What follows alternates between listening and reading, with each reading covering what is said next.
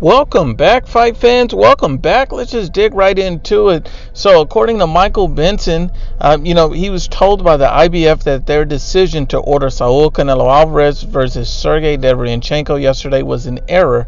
They sent that letter too soon.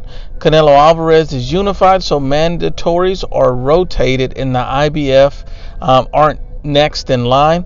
He can also request an exception when he is called for a mandatory fight. So basically what that's saying is that Canelo Alvarez is not mandated to fight Sergey Deverenchenko next.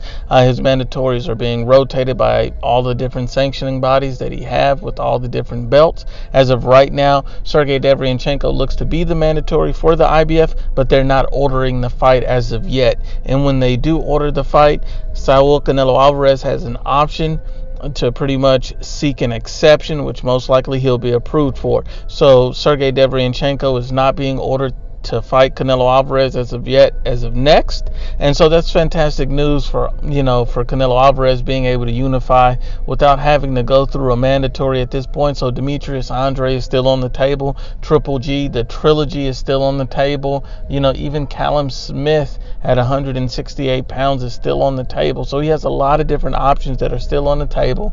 And there's also the option of Errol Spence Jr. as well. There has been speculations and rumors about that. So as we go on and we continue to approach these different things, we see that these guys were too quick by sending that letter in error, and there was a lapse in judgment.